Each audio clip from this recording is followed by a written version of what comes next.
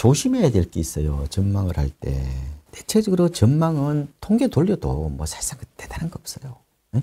그러니까 대부분이 과거와 현재를 통해서 미래를 내다보는 거거든요. 예. 대부분 미래가 대체적으로 현재의 연장선이라고 생각하는 사람도 생각보다 많아요. 팩트가 없잖아요. 아까 말씀드렸잖아. 코로나를 미리 알았어요? 몰랐잖아. 근데 문제는 뭐냐면은 우리가 전망을 내세울 때 이성보다 감성이 들어가는 경우가 많아요. 감성? 전망은 데이터 갖고 해야 되는 건데 팩트로. 팩트를 보는데 그 안에 감성이 많이 들어가요.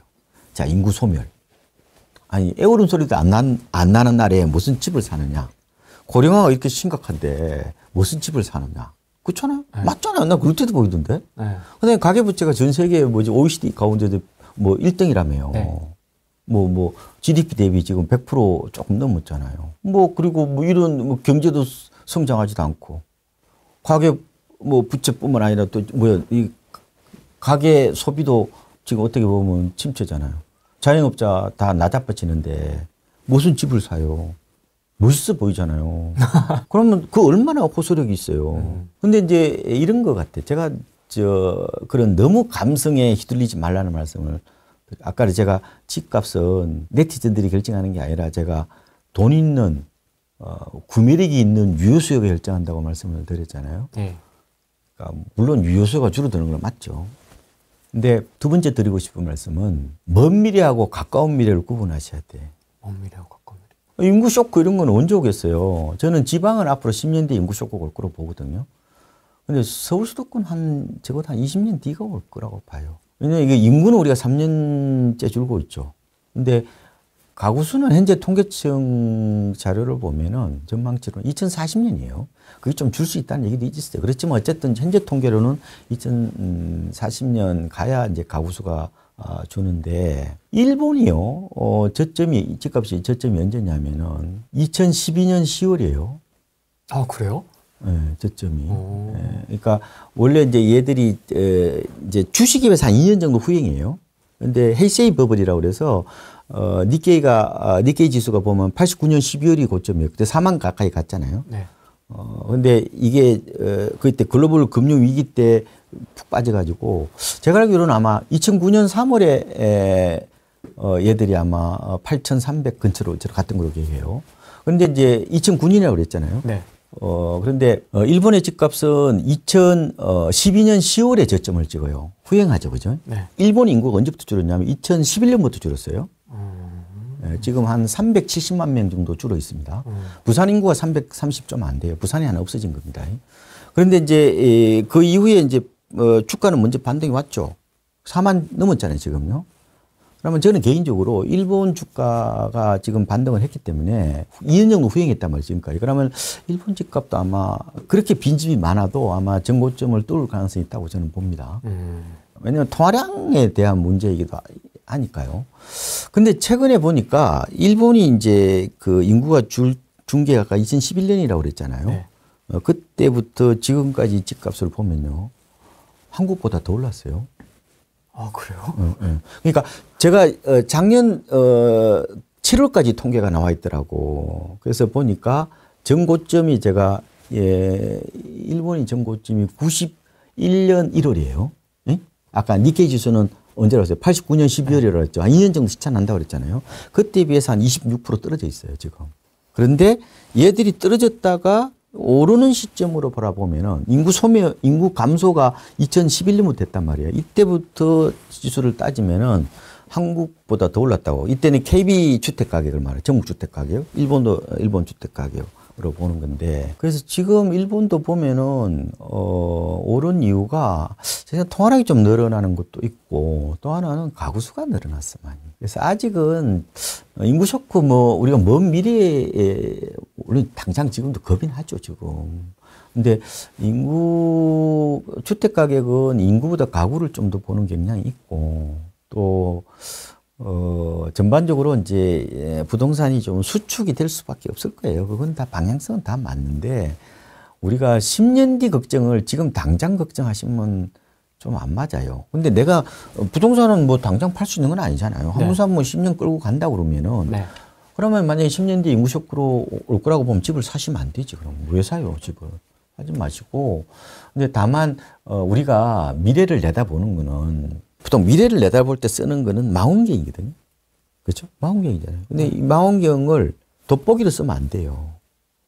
아, 이렇게, 이렇게. 그러니까 돋보기로 쓰면은 그러면은 이게 보고 싶은 대로 보는 거예요. 최근에 보면은 우리가 이런 괴담이 많았거든. 일본처럼 가면은 이제 대형 아파트 값은 이제 애물단지다. 그렇잖아요. 맞아요. 불과 10년 전에 그런 얘기 많이 했잖아요. 맞아요. 이제 일본은 이 패밀리 주택이라고 그래가지고 4인 주택을 잘 안 지어요. 우리나라는 최근에 대형 아파트 폭등했잖아요. 중소형 아파트만 많이 빠졌잖아.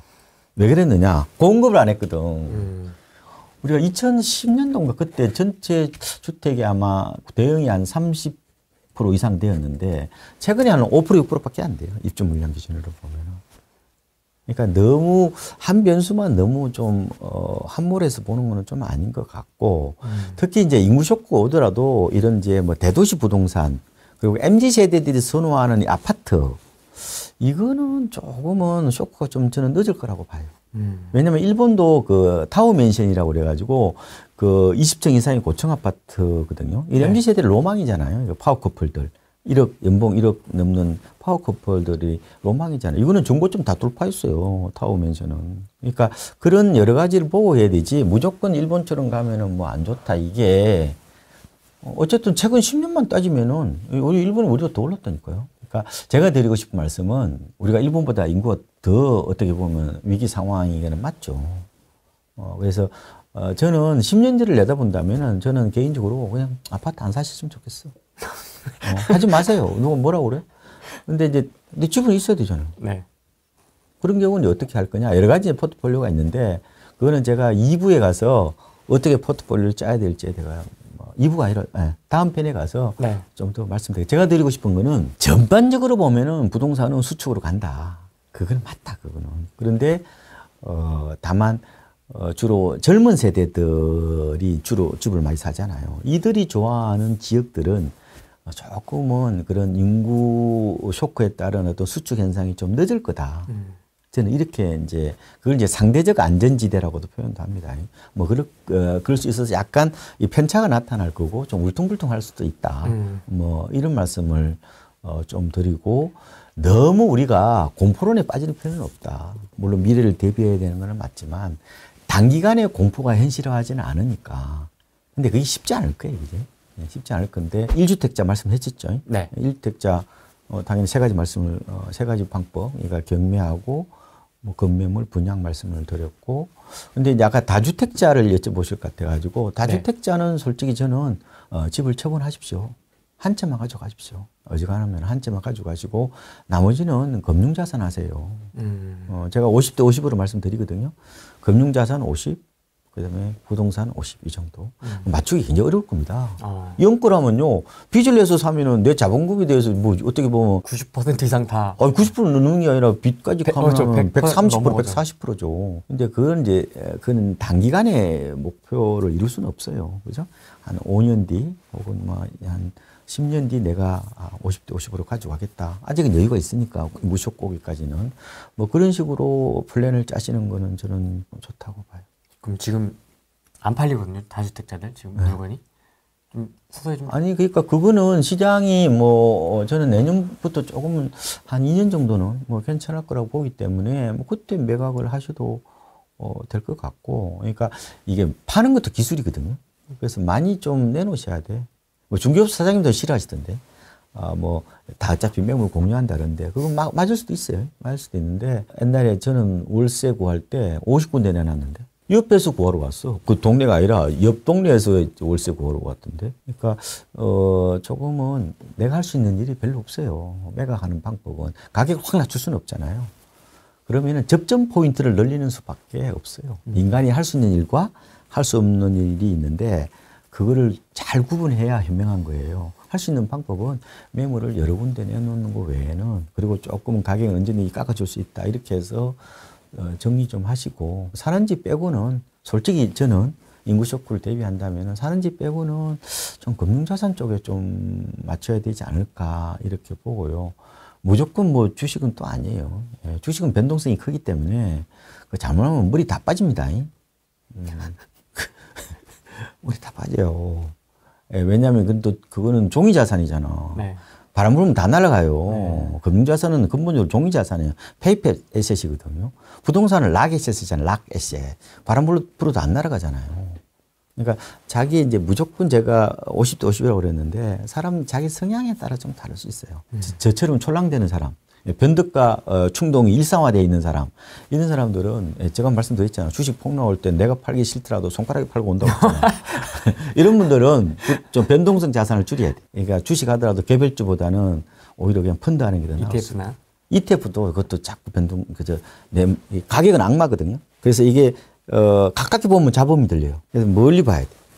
안 봐 차라리. 그래서 좀 잡음을 줄일 수 있도록 어지간하면 뭐 그냥 펀드나 이런 게 좀 저는 개인적으로 좀 나은 것 같고 좀 우직하다, 좀 이렇게 듬직하다 이런 분들 가격의 변동성으로부터 조금 내가 스스로 방어막을 마련하고 아니 뭐 장기적으로 좋다 우상향에 대한 장밋빛 어떤 기대가 큰 분들은 뭐 그럼 그거는 더 금융자산을 늘려도 될 것 같고.